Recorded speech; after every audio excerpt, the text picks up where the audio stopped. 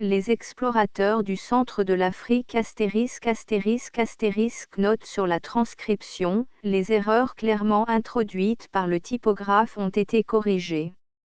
L'orthographe d'origine a été conservée et n'a pas été harmonisée. Association française pour l'avancement des sciences Congrès de Lille 1874 Paris au secrétariat de l'association 76 rue de Rennes. Association française pour l'avancement des sciences Congrès de Lille 1 1874 Monsieur l'abbé Durand vicaire de l'Église métropolitaine de Paris, archiviste bibliothécaire de la Société de géographie. Les explorateurs du centre de l'Afrique séance des entre 24 et 26 août 1874. L'Afrique centrale a certainement été connue des anciens Égyptiens. L'Égypte seule avec sa vallée du Nil, ses déserts de Nubie et de Libye n'est pas une base suffisante pour expliquer la puissance des pharaons, des Sésostris et des Ptolémées.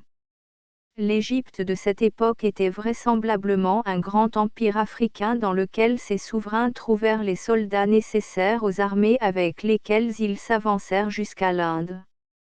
Plus tard, l'empire d'Éthiopie se forma des débris de celui-ci.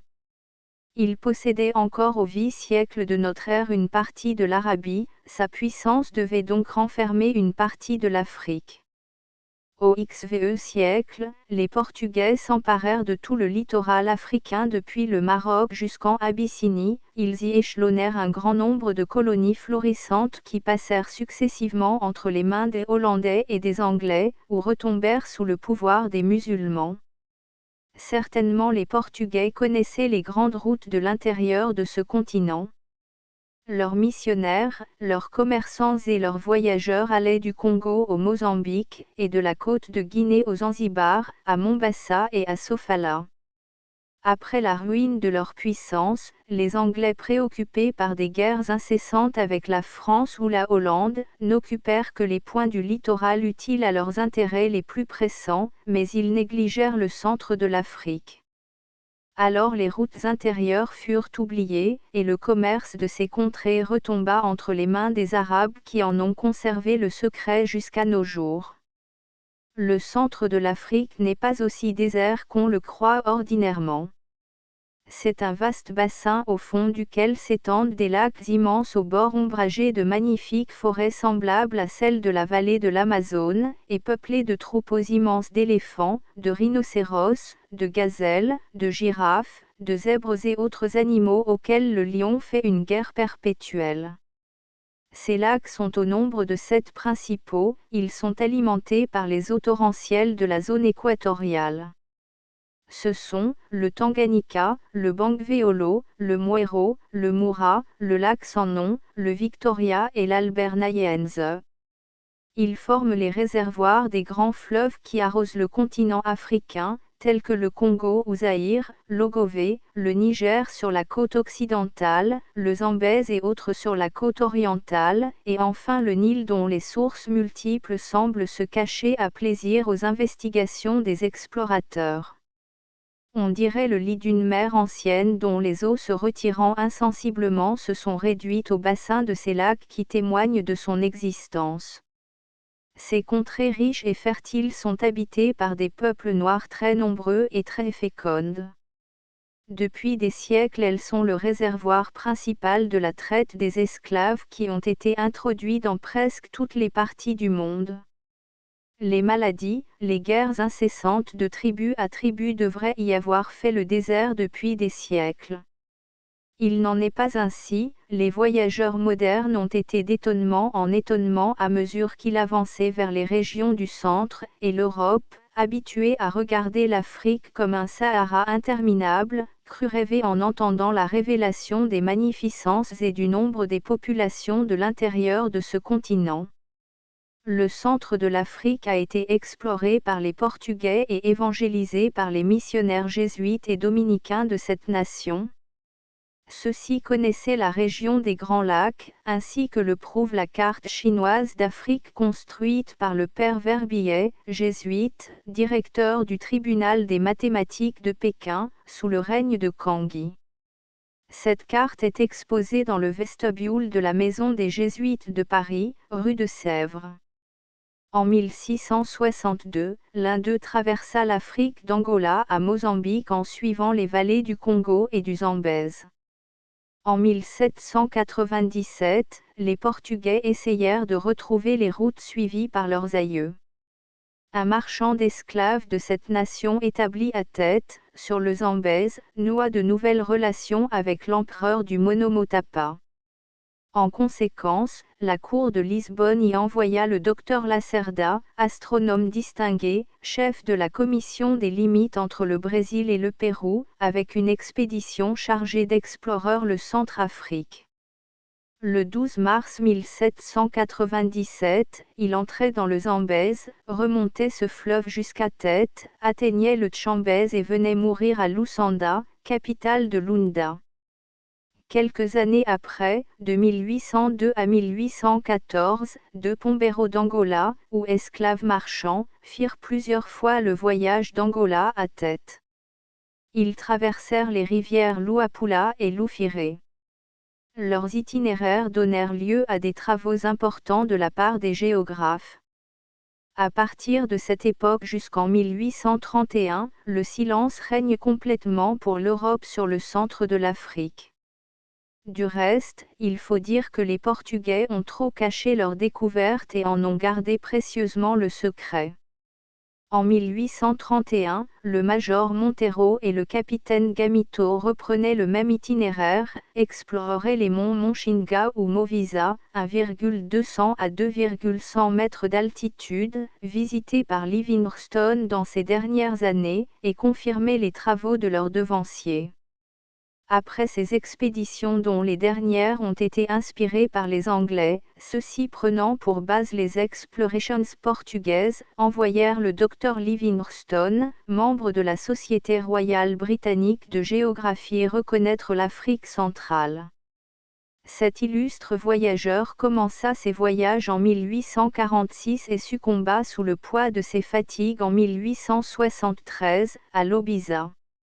Il attaqua d'abord l'Afrique par le cap de Bonne-Espérance, et, de 1849 à 1851, il fit, en compagnie de sa femme et de ses enfants, 2 voyages au pays des Bechuanaoen du cap de Bonne-Espérance.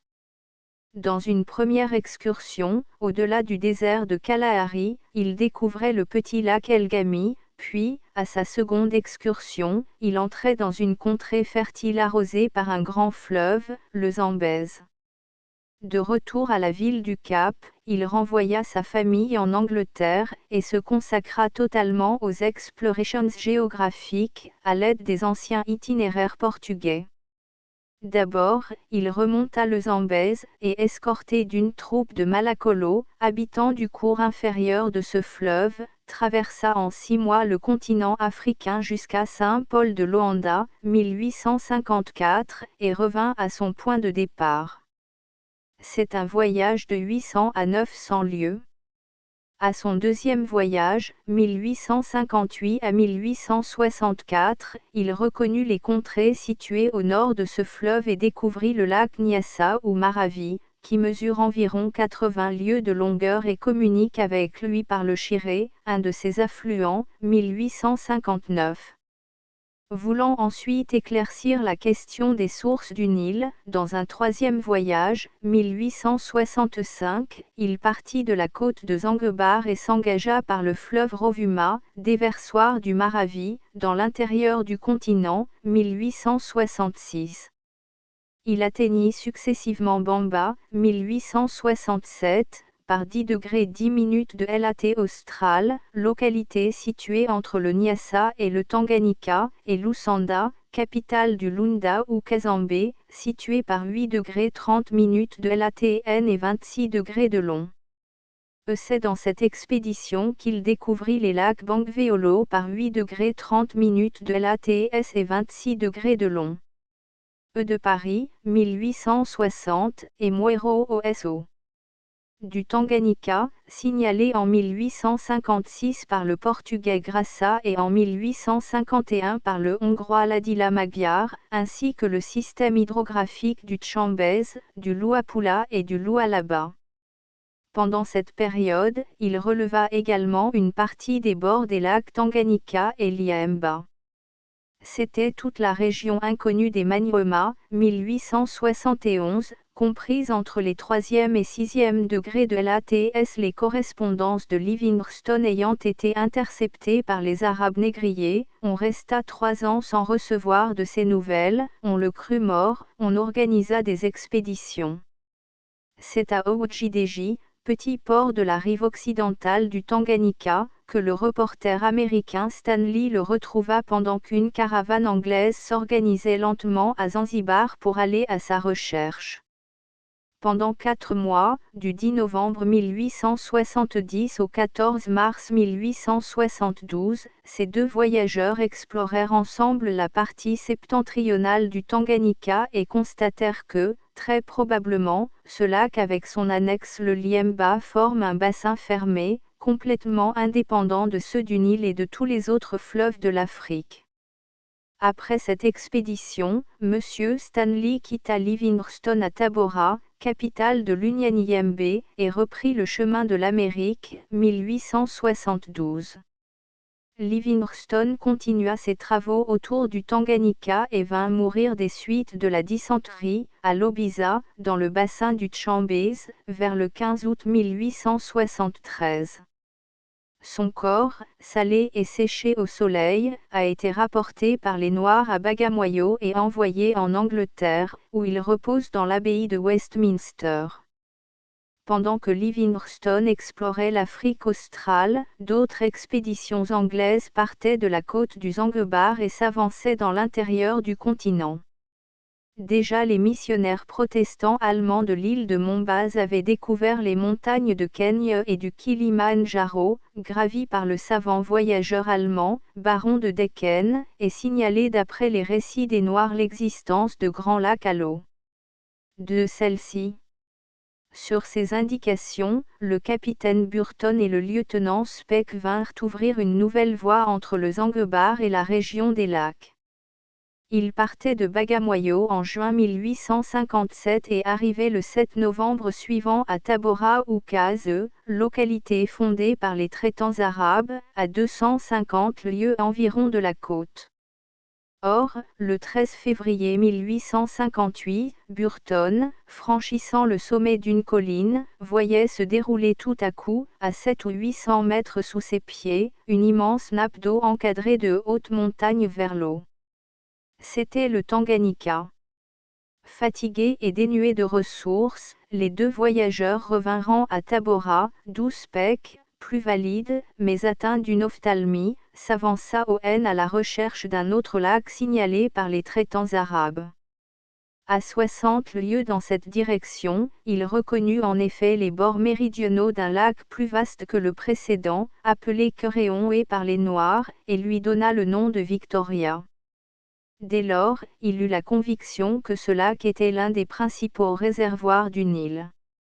Les 2 voyageurs retournèrent en Angleterre, mais Speke, commissionné par la Société de géographie britannique, revint avec le lieutenant Grant continuer les explorations ébauchées de ce côté.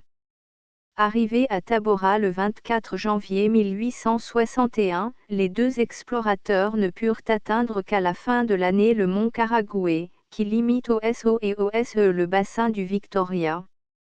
Speke constata l'existence d'une ligne de partage au NO, entre ce lac et le Tanganyika et lui donna le nom de montagne de la Lune, que la tradition place aux sources du Nil. Il suivit ensuite un cours d'eau qui s'échappe du lac par une cataracte de 200 mètres de hauteur et acquit la conviction par les récits des indigènes qu'il traversait la partie septentrionale d'un autre lac moins grand, le Lutan-Nzige, situé à l'ouest du premier. Il le retrouva dans le pays des Baris, non loin de Gondokoro. Il avait découvert le véritable Nil. Ainsi se trouvait confirmée la tradition de l'Antiquité consignée dans les cartes de Ptolémée. Il y a 16 siècles, ce géographe faisait sortir le Nil de 2 mers intérieures. Quelques jours après, Speke et Grant arrivaient à Gondokoro, où ils rencontraient Sir Baker marchant à leur rencontre, mais qui les croyait encore très éloignés de cette localité. Les tentatives d'exploration du Centrafrique par la voie du Nil datent de très loin. Sans nul doute, l'Antiquité a connu et pratiqué toute la vallée de ce fleuve. Il eût été bien étonnant que des peuples entreprenants comme l'histoire nous en montre, n'eussent pas été tentés de demander au cours du Nil les secrets des contrées où il prend naissance. Aussi, les Romains tentèrent-ils d'en remonter le cours. Sous Néron, une expédition parvenue jusqu'au lac Nou, à 800 lieues de son embouchure, revint épouvantée par le spectacle de ces solitudes marécageuses peuplées d'éléphants, de crocodiles et d'hippopotames. Au Ie siècle de notre ère, Ptolémée n'affirmait-il pas que le Nil sortait de deux grands lacs? Les Arabes et les Portugais ensuite parcoururent une partie des contrées de l'Afrique centrale. Plus tard, en 1770, l'Écossais Jacques Bruce prit le fleuve Bleu pour le vrai Nil. Dès lors, toutes les indications des Portugais furent oubliées et les lacs de l'intérieur rayés des cartes jusque vers 1825. À cette époque, les Français Caillot et Le Thorec, lieutenants de marine, attachés à l'expédition envoyée par Méhémé dans le pays arrosé par cette rivière, reconnaissent que le fleuve Blanc est le vrai Nil et coule durant toute l'année à plein bord, tandis que le lit du fleuve Bleu est desséché pendant une saison entière. Plus tard, les Français Arnaud et Sabatier, les Allemands Vernet, Rappel, Russéger pénètrent jusqu'au lac Nou, à 200 lieues au-delà de Khartoum. Ils reconnaissent le Soba, le Djour et le Bahr el Ghazal, affluents du Nil.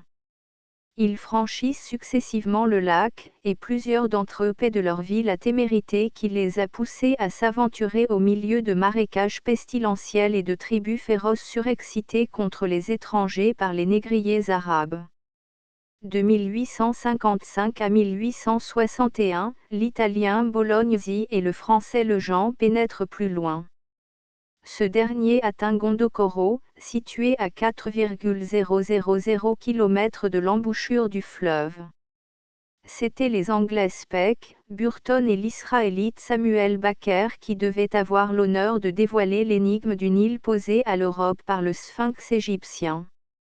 Après avoir rejoint les deux premiers voyageurs, Baker compléta leur découverte. Il sut déjouer et éluder toutes les trames ourdies sur son passage par les marchands d'esclaves. Le 14 mars 1864, il arrivait au lac Loutan-Nzige, qu'il baptissait du nom du prince Albert, suivait le Nil jusqu'au Victoria, d'où ce fleuve sort par une autre cataracte de 200 mètres environ d'élévation qui fait la différence du niveau des deux lacs. Tel fut le résultat de sa première exploration. En 1871, Baker fit une expédition militaire pour le comte du Khedive avec le titre de colonel. Monsieur le comte Bismont, lieutenant de vaisseau français, y fut attaché. Baker établit quelques postes entre Gondokoro et les lacs, puis revint après avoir échappé à une tentative d'empoisonnement de la part de Romanika, roi du Nyoro. Aussi plaça Teil Ryuga, le beau-frère de celui-ci, à la tête de ce royaume. Cette expédition tua le commerce de Khartoum et la plupart des négociants européens abandonnèrent cette ville pour se concentrer à El Obeid. Quant à la question des sources du Nil, elle n'apporta d'autres renseignements que ceux fournis par les Noirs. D'après leur récit, le lac Albert communiquerait au sud avec le nord du Tanganyika par une série de lacs ou rivières navigables, Ruzizi, coulant à travers la région qui s'étend entre l'Albert et le Victoria à l'ouest des monts Karagway. S'il en est ainsi, il faudrait donc encore reculer les sources du Nil jusque vers le 10 degrés de latitude sud. Pendant que Baker marchait vers le S, un explorateur russe, le docteur Schweinfurt, se jetait à l'ouest du fleuve Blanc. Il remontait le Bahr el Ghazal, pénétrait chez les Niam-Niam, atteignait le pays des Mombutous et des Mitous, peuplades noires anthropophages. Il revint en Europe, en 1871, après 3 ans et demi d'absence. Des explorations analogues eurent lieu également depuis le commencement de ce siècle sur les autres points de l'Afrique. Du côté du nord, nous voyons Mungo Park se diriger à travers le Sahara jusqu'à Timbuktu dans l'espérance de rencontrer le Niger. Il succomba à son second voyage, 1805. Le major Peddy eut le même sort, 1816, et le capitaine Lyon ne put dépasser la frontière méridionale du Fezzan, 1819. Une autre expédition fut organisée à Tripoli, elle était composée du major Dahenham, du lieutenant Clapeston et du docteur Oudney.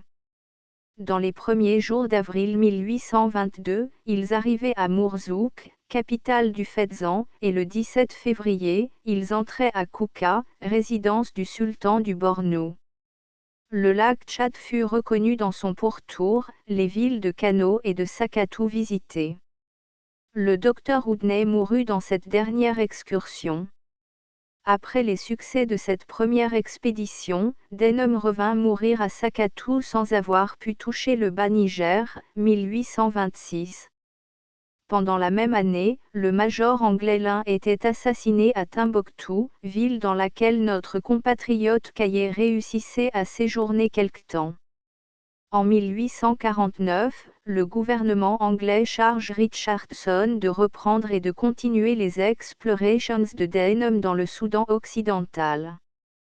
Richardson s'adjoint les deux Allemands Overweg et Henry Barth. L'année suivante, ces voyageurs quittent Tripoli, traversent le Fezzan et, dans leur course à travers le Sahara, ils découvrent la belle oasis montagneuse d'Air, ancien pays d'Ajisimba, regardé comme le point le plus avancé de l'Afrique sur lequel s'arrêtèrent les aigles romaines. À peine sont-ils entrés dans le Soudan que Richardson meurt emporté par une maladie rapide. Les deux compagnons explorent les pays OS et OSO. Du lac Tchadé, en 1852, Overweg succombe également. Barth, resté seul, s'enfonce dans le Sakatou pendant 2 ans et reparaît au Bornou, en 1854, après avoir séjourné à Timbuktu de septembre 1853 à mai 1854. Il y trouva l'Allemand Édouard Vogel, le compagnon que la Société de géographie de Londres lui envoyait. Celui-ci détermina à 276 mètres au-dessus de l'océan le niveau du lac Tchad. Barth fatigué revint en Angleterre en 1855. Vogel voulant explorer le Soudan oriental, il se dirigea vers le Wadaï, où il fut assassiné à Kouka, 1856. Cependant, en 1860, une expédition nationale allemande s'organisait pour aller à la recherche de Vogel. Elle devait partir par la mer Rouge et prendre Khartoum pour base d'opération, pendant qu'un voyageur, M. de Burman, se porterait à sa rencontre par le Fezzan, le Bornou et le Wadaï. Des circonstances imprévues l'obligèrent de se dissoudre en arrivant à Khartoum, 1862, et M. de Burman fut également assassiné dans le Wadaï. En ce moment, 1874, M. le docteur Nachtigal a pu pénétrer dans le Wadaï, il revient par le Darfour, et M. Gérard Rolfe vient de terminer ses explorations dans le désert libyque. Pendant que l'Afrique était attaquée du côté du nord, la partie occidentale n'était pas négligée. L'Angleterre envoyait, en 1816, le capitaine Tuquet remonter le Congo au Zaïre, il fut arrêté par les rapides de ce fleuve à Enimbo, par 4°40 de LATS, à 290 km de l'océan, soit 210 à vol d'oiseau. Il mourut des fièvres avec tout son équipage. Jusqu'en 1872, rien ne fut tenté dans cette voie. Or les missionnaires portugais des XVIe et XVIe siècles avaient des résidences à 60 km. Plus haut dans les missions de Concombela, et sur le Kwango, à Kandi, Kanga ou Penibo de Okanga-Tukwango. En ce moment, une expédition anglaise explore le cours de ce fleuve. Après l'insuccès du Tuquet, l'Angleterre s'attacha au cours du Niger, dont d'autres explorateurs cherchaient les sources au Soudan. En 1830, John Lander reconnut les embouchures de ce fleuve, ainsi qu'une partie de son cours inférieur. Laird, Oldfield, Allen, 1832, et le capitaine Trotté, 1841, revoit son itinéraire et cherche à ouvrir, avec le Soudan, par cette grande artère fluviale, une voie commerciale plus courte et moins dangereuse que le désert. Cet honneur était réservé au docteur Baeki, commandant de l'expédition de la Pléiade, 1854. Il trouva cette route dans le Benoué, grand affluent du Niger qui descend des parties SO de Bornou et prend ses sources à peu de distance du Chari. Au commencement de l'année courante, messieurs Marche et Compiègne, voyageurs français, remontent l'Ogové, dont le cours inférieur a été relevé par l'amiral Fleuriot de Langle. D'un autre côté, Monsieur Bastian est arrivé avec une expédition allemande sur les bords du Longo et s'apprête à pénétrer dans le continent africain entre les 5 degrés et 8 degrés de l'ATS, région explorée en partie par notre compatriote du Chaillu. La partie occidentale de l'Afrique n'a pu être explorée comme les régions septentrionales et orientales. Un désert aride et des tribus féroces semblent former une zone infranchissable à 20 lieues de la côte. Mais la côte orientale, ouverte par les Arabes négriers et marchands d'ivoire, vient d'être à nouveau franchie par le lieutenant Cameron, parti de Zanzibar, pour compléter les découvertes de Livingstone. Quant à l'Afrique australe comprise entre le Zambèze et le cap de Bonne-Espérance, elle vient d'être reconnue par messieurs Moshe Erskine. Le premier a exploré les pays qui s'étendent entre le Zambèze et le fleuve Orange. Le second s'est élevé au nord de la baie de Lagoa et a exploré le bassin du Limpopo et la zone du littoral comprise entre ce fleuve et le Zambèze, où il a découvert les ruines et les placers de Zimbaoa, l'Ophir biblique, peut-être. Si de là nous portons nos regards vers l'ancienne Éthiopie ou Abyssinie, nous apercevons pendant notre siècle, suivant les traces de Robert Bruce dans les sentiers rocailleux et desséchés de ce pays, un certain nombre de voyageurs intrépides. La France y envoie Rochet d'Héricourt, Théophile Lefebvre, Perret et Galinier, messieurs Antoine et Arnauld Dabadie, Speke, Harris, Rappel, le docteur Blanc, y représente l'Angleterre, dont l'expédition contre Théodoros a donné lieu à des travaux importants. Tel est le résumé de l'histoire des explorations africaines. Nous pensons que le lecteur nous saura gré de lui donner un tableau succinct de ces grands voyages qui reculent les horizons de la civilisation chrétienne. D'après ce que nous venons de dire, nous pouvons nous faire une idée de la configuration de l'intérieur de l'Afrique. À quelque distance de la mer, une série de chaînes ou bourrelets continus de montagnes entourent l'Afrique. Au N, ce bourrelet s'appelle l'Atlas, jusqu'au SO du Maroc.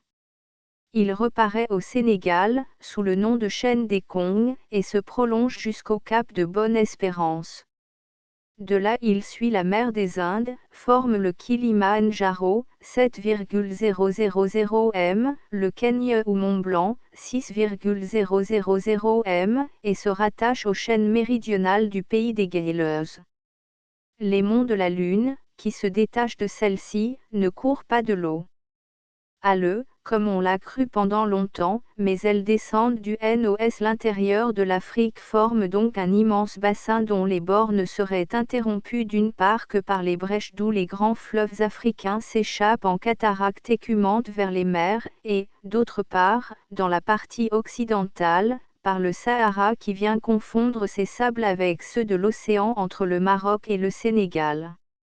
L'intérieur de ce bassin serait divisé par quelques plateaux en plusieurs régions que l'on regarde encore comme indépendantes l'une de l'autre, bien qu'elles puissent être réunies entre elles par des cours d'eau, ainsi que certains géographes le prétendent. C'est ce que de nouvelles explorations prouveront. La première OS est celle du lac Nyassa, du Chironais et du Zambèze. Elle est séparée de la deuxième entre le 10e et le 12e degré de l'ATS par le plateau de Movisa ou Mochinga, qui a 1,100 km environ d'étendue et une altitude moyenne de 1,200 m, mais quelques points en atteignent 1,500, 1,800 et 2,100. Son versant nord donne naissance à un nombre si considérable de rivières, dit Livingstone, qu'il faudrait la vie d'un homme pour les compter. La seconde contient 5 lacs qui sont, en commençant par le plus méridional, le Bangweolo, qui s'étend de le à l'eau, entre 11 degrés et 12 degrés de latitude australe sur un développement de 240 km par 1,219 mètres d'altitude. Il est couvert d'îles habitées et reçoit le Chambezi, rivière qui prend ses sources vers 10 degrés de lats au N du lac Nyassa. De sa partie septentrionale sort le Luapula, ce cours d'eau va se jeter dans le lac Moero. De celui-ci s'échappe le Lualaba oriental. Cette rivière a de 1,800 à 5,400 mètres de largeur et s'ouvre dans le lac Kamolondo, ou bien Ulenj. Ce lac recevrait également sur sa rive occidentale le Lufira, ou Lualaba central, qui descendrait de la région ouest inexplorée du Movisa et des monts Koné. De ce même point coulerait également au No. Le Lualaba occidental, ou Lulua, lequel se réunit au Kasabi, traverse le lac Lincoln-Umula et va sous le nom de Loki, ou Lomame, se joindre au Lualaba central. Tous ces Lualaba qui, dans la langue des indigènes signifient des lacs-rivières, bassins lacustres, ne forment qu'un seul cours d'eau qui entre dans le lac sans nombre par 4 degrés de latitude australe et 22 degrés 40 minutes de long. Oriental et coule au milieu de ces archipels pour en sortir au N sous le nom de Nyali, Benke ou Bakara, incliné entre 1 degré et 2 degrés de latitude vers l'eau, et se jeter dans l'océan sous le nom de Zaïre ou Congo. Ce bassin serait donc celui de ce grand fleuve sur lequel l'un des rois chrétiens du Congo fit lancer 2 brigantins afin d'en explorer le cours jusqu'au lac où il prend ses sources. C'est ce que nous avons trouvé dans la correspondance de ce prince. Les habitants du Congo et des États voisins connaissaient donc la région des lacs de l'Afrique centrale. C'est par eux que les Portugais en eurent connaissance et pratiquèrent les routes qui les conduisaient de leurs établissements de la Guinée méridionale à ceux de la côte orientale d'Afrique. Du reste, les noms de Moero et de Moura, mort, dont le premier est la corruption du second, sont portugais. Ils révèlent donc le passage des voyageurs de cette nation qui les leur ont imposés. Après les avoir retrouvés, Livingstone leur a donné des noms anglais. Sur le versant est du Movitsa naissent également 2 cours d'eau, le Liambaï ou Zambèze, Palmerston, et le Kafoué, affluent de ce fleuve. À l'époque des pluies, le fond de ces différentes vallées est tellement inondé que les rivières et les lacs ne forment plus qu'une immense nappe d'eau comme dans la zone parallèle de l'Amérique méridionale. À l'e de ce bassin s'étend celui du Tanganyika, qui est regardé comme complètement indépendant des autres.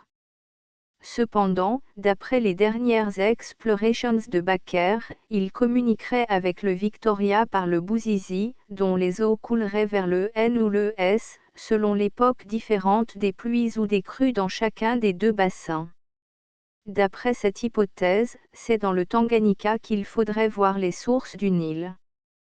Le bassin le plus septentrional se compose du Moutan ou Albert Nyanza, 829 m d'altitude, et du Victoria Nyanza, 1,100 m d'altitude moyenne, d'où sort le Nil blanc, Bahr el Abiad.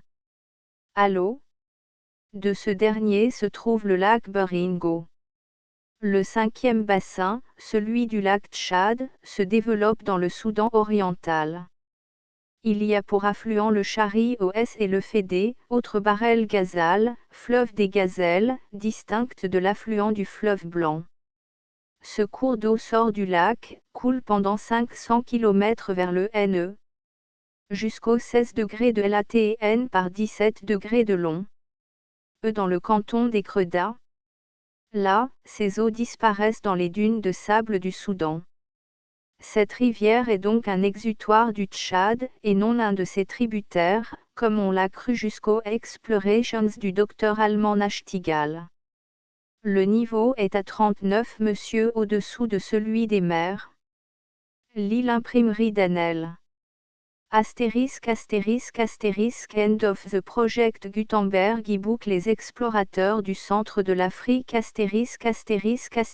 updated editions will replace the previous one. The all editions will be renamed. Creating the works from print editions not protected by US copyright law means that no one owns a United States copyright in these works, so the Foundation, and you, can copy and distribute it in the United States without permission and without paying copyright royalty. Special rule, set forth in the general terms of use part of this license, apply to copying and distributing Project Gutenberg symbol marque commerciale electronic works to protect the Project Gutenberg symbol marque commerciale concept and trademark. Project Gutenberg is a registered trademark, and may not be used if you charge for an e-book, except by following the terms of the trademark license, including paying royalty for use of the Project Gutenberg trademark. If you do not charge anything for copy of this e-book, complying with the trademark license is very easy. You may use this e-book for nearly any purpose such as creation of derivative works, report, performance and research. Project Gutenberg e-books may be modified and printed and given away. You may do practically anything in the United States with e-books not protected by US copyright law. Redistribution is subject to the trademark license, especially commercial redistribution. Start, full license. The full Project Gutenberg license. Please read this before you distribute or use this work to protect the Project Gutenberg symbol marque commerciale. Mission of promoting the free distribution of electronic works, by using or distributing this work, or any other work associated in any way with the phrase Project Gutenberg. You agree to comply with all the terms of the full Project Gutenberg symbol marque commerciale license available with this file or online at www.gutenberg.org/licence. Section 1. General Terms of Use and Redistributing Project Gutenberg symbol marque commerciale electronic works. 1.a By reading or using any part of this Project Gutenberg symbol marque commerciale electronic work, you indicate that you have read, understand, agree to and accept all the terms of this license and intellectual property, trademark / copyright, agreement. If you do not agree to abide by all the terms of this agreement, you must cease using and return or destroy all copy of Project Gutenberg symbol marque commerciale electronic works in your possession. If you paid a fee for obtaining a copy of or access to a Project Gutenberg symbol marque commerciale electronic work and you do not agree to be bound by the terms of this agreement, you may obtain a refund from the person or entity to whom you paid the fee as set forth in paragraph 1.e.8. 1.b Project Gutenberg is a registered trademark. It may only be used on or associated in any way with an electronic work by people who agree to be bound by the terms of this agreement. There are a few things that you can do with most Project Gutenberg symbol marque commerciale electronic works even without complying with the full terms of this agreement. See paragraph 1.c below. There are a lot of things you can do with Project Gutenberg symbol marque commerciale electronic works if you follow the terms of this agreement and help preserve free future access to Project Gutenberg symbol marque commerciale electronic works. See paragraph 1.e below. 1.c The Project Gutenberg Literary Archive Foundation, the Foundation or PGLAF, owns a compilation copyright in the collection of Project Gutenberg symbol marque commercial electronic works. Nearly all the individual works in the collection are in the public domain in the United States. If an individual work is unprotected by copyright law in the United States and you are located in the United States, we do not claim a right to prevent you from copying, distributing, performing, displaying or creating derivative works based on the work alone as all references to Project Gutenberg are removed. Of course, we hope that you will support the Project Gutenberg symbol marque commercial mission of promoting free access to electronic works by freely sharing Project Gutenberg symbol marque commercial works in compliance with the terms of this agreement for keeping the Project Gutenberg symbol marque commercial name associated with the work. You can easily comply with the terms of this agreement by keeping this work in the same format with its attached full Project Gutenberg symbol marque commercial license when you share it without charge with others. 1.d. The copyright laws of the place where you are located also govern what you can do with this work. Copyright laws in most countries are in a constant state of change. If you are outside the United States, check the laws of your country in addition to the terms of this agreement before downloading, copying, displaying, performing, distributing or creating derivative works based on this work or any other Project Gutenberg symbol marque commercial work. The Foundation makes no representations concerning the copyright status of any work in any country other than the United States. 1.e Unless you have removed all references to Project Gutenberg. 1.e.1 The following sentence, with active links to, or other immediate access to, the full Project Gutenberg symbol marque commercial license must appear prominently whenever any copy of a Project Gutenberg symbol marque commercial work, any work on which the phrase Project Gutenberg appears, or with which the phrase Project Gutenberg is associated, is accessed, displayed, performed, viewed, copied or distributed. This ebook is for the use of anyone anywhere in the United States and most other parts of the world at no cost and with almost no restriction whatsoever. You may copy it, give it away or reuse it under the terms of the Project Gutenberg license included with this ebook or online at www.gutenberg.org. If you are not located in the United States, you will have to check the laws of the country where you are located before using this ebook.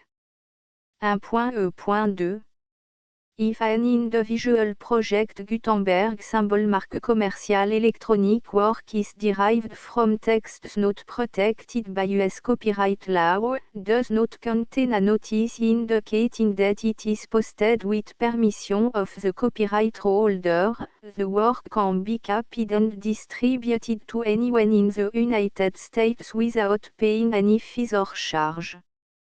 If you are redistributing or providing access to a work with the phrase Project Gutenberg associated with or appearing on the work, you must comply either with the requirements of paragraphs 1.e.1 through 1.e.7 or obtain permission for the use of the work and the Project Gutenberg symbol marque commercial trademark as set forth in paragraphs 1.e.8 or 1.e.9. 1.e.3 If an individual Project Gutenberg symbol marque commercial electronic work is posted with the permission of the copyright holder, your use and distribution must comply with both paragraphs 1.e.1 through 1.e.7 and any additional terms imposed by the copyright holder. Additional terms will be linked to the project Gutenberg symbol marque commercial license for all works posted with the permission of the copyright holder found at the beginning of this work. 1.e.4 Do not unlink or detach or remove the full project Gutenberg symbol marque commercial license terms from this work, or any file containing a part of this work or any other work associated with project Gutenberg symbol marque commercial. 1.e.5 Do not copy, display, perform, distribute or redistribute this electronic work, or any part of this electronic work, without permanently displaying the sentence set forth in paragraph 1.e.1 with active links or immediate access to the full terms of the project Gutenberg symbol marque commercial license. 1.e.6 You may convert to and distribute this work in any binary, compressed, marked up, non-proprietary or proprietary form, including any word processing or hypertext form. However, if you provide access to or distribute copy of a project Gutenberg symbol marque commercial work in a format other than plain vanilla ASCII or other format used in the official version posted on the official project Gutenberg symbol marque commercial website, www.gutenberg.org, you must, at no additional cost, fee or expense to the user, provide a copy, a means of exporting a copy, or a means of obtaining a copy upon request, of the work in its original plain vanilla ASCII or other form. Any alternate format must include the full project Gutenberg symbol marque commercial license as specified in paragraph 1.e.1. 1.e.7 Do not charge a fee for access to, viewing, displaying, performing, copying or distributing any project Gutenberg symbol marque commercial works unless you comply with paragraph 1.e.8 or 1.e.9. 1.e.8 You may charge a reasonable fee for copy of or providing access to or distributing project Gutenberg symbol marque commercial electronic works provided that, you pay a royalty fee of 20% of the gross profit you derive from the use of project Gutenberg symbol marque commercial works calculated using the method you already use to calculate your applicable tax. The fee is owed to the owner of the project Gutenberg symbol marque commercial trademark, BU et HAS agreed to donate royalty under this paragraph to the project Gutenberg Literary Archive Foundation. Royalty payment must be paid within 60 days following each date on which you prepare, or are legally required to prepare, your periodic tax returns. Royalty payment should be clearly marked assumptions to the project Gutenberg Literary Archive Foundation at the address specified in section 4, Information about donation to the project Gutenberg Literary Archive Foundation. You provide a full refund of any money paid by a user who notifies you in writing, or by email, within 30 days of receipt that // does not agree to the terms of the full project Gutenberg symbol marque commercial license. You must require such a user to return or destroy all copy of the works possessed in a physical medium and discontinue all use of and all access to other copy of project Gutenberg symbol marque commercial works. You provide, in accordance with paragraph 1.f.3, a full refund of any money paid for a work or a replacement copy, if a defect in the electronic work is discovered and reported to you within 90 days of receipt of the work. You comply with all other terms of this agreement for free distribution of project Gutenberg symbol marque commercial works. 1.e.9 If you wish to charge a fee or distribute a project Gutenberg symbol marque commercial electronic work or group of works on different terms than are set forth in this agreement, you must obtain permission in writing from the project Gutenberg Literary Archive Foundation, the manager of the project Gutenberg symbol marque commercial trademark. Contact the Foundation à set forth in section 3 below. 1.f1.f.1 Project Gutenberg volunteers and employees expend considerable effort to identify, do copyright research on, transcribe and proofread works not protected by US copyright law in creating the Project Gutenberg symbol marque commercial collection.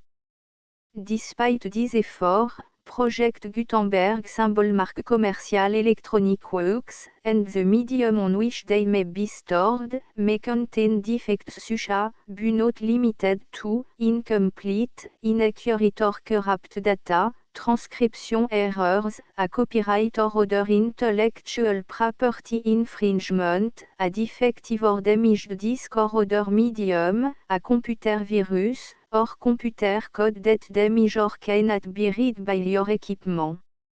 1.f.2 Limited warranty, disclaimer of damage, except for the right of replacement or refund described in paragraph 1.f.3, the Project Gutenberg Literary Archive Foundation, the owner of the Project Gutenberg symbol marque commercial trademark, and any other party distributing a Project Gutenberg symbol marque commercial electronic work under this agreement, disclaim all liability to you for damages, costs and expenses, including legal fees. You agree that you have no remedy for negligence, strict liability, breach of warranty or breach of contract except those provided in paragraph 1.f.3. You agree that the Foundation, the trademark owner, and any distributor under this agreement will not be liable to you for actual, direct, indirect, consequential, punitive or incidental damages even if you give notice of the possibility of such damage. 1.f.3 Limited right of replacement or refund, if you discover a defect in this electronic work within 90 days of receiving it, you can receive a refund of the money, if any, you paid for it by sending a written explanation to the person you received the work from. If you received the work on a physical medium, you must return the medium with your written explanation. The person or entity that provided you with the defective work may elect to provide a replacement copy in lieu of a refund. If you received the work electronically, the person or entity providing it to you may choose to give you a second opportunity to receive the work electronically in lieu of a refund. If the second copy is also defective, you may demand a refund in writing without further opportunities to fix the problem. 1.f.4 Except for the limited right of replacement or refund set forth in paragraph 1.f.3, this work is provided to you as, with no other warranties of any kind, express or implied, including but not limited to warranties of merchantability or fitness for any purpose. 1.f.5 Some states do not allow disclaimers of certain implied warranties or the exclusion or limitation of certain type of damages. If any disclaimer or limitation set forth in this agreement violates the law of the state applicable to this agreement, the agreement shall be interpreted to make the maximum disclaimer or limitation permitted by the applicable state law. The invalidity or unenforceability of any provision of this agreement shall not void the remaining provision. 1.f.6 Indemnity, you agree to indemnify and hold the Foundation, the trademark owner, any agent or employee of the Foundation, anyone providing copy of Project Gutenberg symbol marque commerciale électronique works in accordance with this agreement, and any volunteers associated with the production, promotion and distribution of Project Gutenberg symbol marque commerciale électronique works, are harmless from all liability, costs and expenses, including legal fees, that arise directly or indirectly from any of the following which you do or cause to occur. A. Distribution of this or any Project Gutenberg symbol marque commerciale work. B. Alteration, modification, or addition or deletions to any Project Gutenberg symbol marque commerciale work. And C. Any defective cause. Section 2. Information about the mission of Project Gutenberg symbol marque commerciale. Project Gutenberg symbol marque commerciale is synonymous with the free distribution of electronic works in format readable by the widest variety of computer including obsolete, old, middle-aged and new computer. It exists because of the effort of hundreds of volunteers and donations from people in all walks of life. Volunteers and financial support to provide volunteers with the assistance they need are critical to reaching Project Gutenberg symbol marque commerciale's goals and ensuring that the Project Gutenberg symbol marque commerciale collection will remain freely available for generations to come.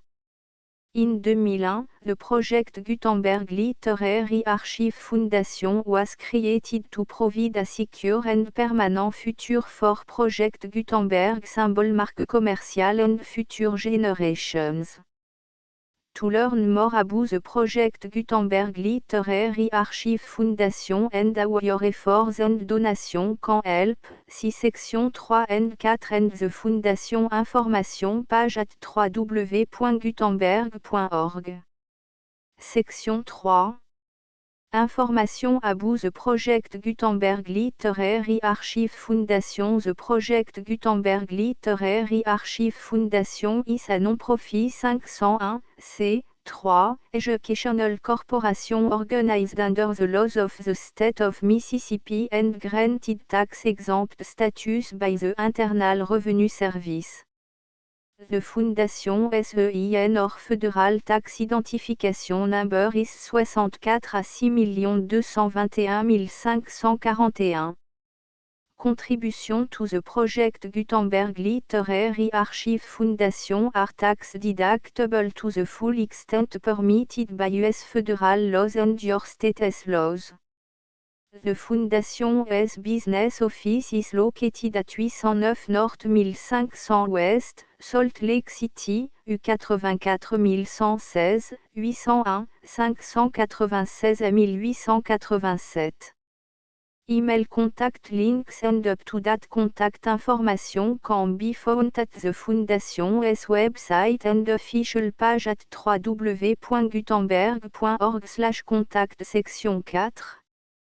Information about donation to the Project Gutenberg Literary Archive Foundation. Project Gutenberg symbol marque commerciale depends upon and cannot survive without widespread public support and donation to carry out its mission of increasing the number of public domain and licensed works that can be freely distributed in machine-readable form accessible by the widest array of equipment including outdated equipment. Many small donations, $1 to $5,000, are particularly important to maintaining tax-exempt status with the IRS. The Foundation is committed to complying with the laws regulating charities and charitable donations in all 50 states of the United States. Compliance requirements are not uniform and it takes a considerable effort, much paperwork and money fees to meet and keep up with these requirements. We do not solicit donations in locations where we have not received written confirmation of compliance. To send donation or determine the status of compliance for any particular state, visit www.gutenberg.org/donate. While we cannot and do not solicit contribution from states where we have not met the solicitation requirements, we know of no prohibition against accepting unsolicited donation from donors in such states who approach us with offers to donate. International donations are gratefully accepted, but we cannot make any statements concerning tax treatment of donations received from outside the United States. US laws alone swam for small staff. Please check the Project Gutenberg web page for current donation methods and addresses. Donations are accepted in a number of other ways, including checks, online payments and credit card donations. To donate, please visit www.gutenberg.org/donate. Section 5. Générale information about Project Gutenberg symbol marque commerciale électronique works. Professor Michael S. R. was the originator of the Project Gutenberg symbol marque commercial concept of a library of electronic works that could be freely shared with anyone. For 40 years, he produced and distributed Project Gutenberg symbol marque commercial e-books with only a loose network of volunteer support. Project Gutenberg symbol marque commercial e-books are often created from several printed editions, all of which are confirmed and not protected by copyright in the US unless a copyright notice is included. Thus, we do not necessarily keep e-books in compliance with any particular paper edition. Most people start at our website which has the main page search facility, www.gutenberg.org. This website includes information about Project Gutenberg symbol marque commercial, including how to make donation to the Project Gutenberg Literary Archive Foundation, how to help produce our new ebooks, and how to subscribe to our email newsletter to hear about new ebooks. Les explorateurs du centre de l'Afrique. The full Project Gutenberg licence 2, 3, 4, 5, 6, 7, 8, 9, 10, 11.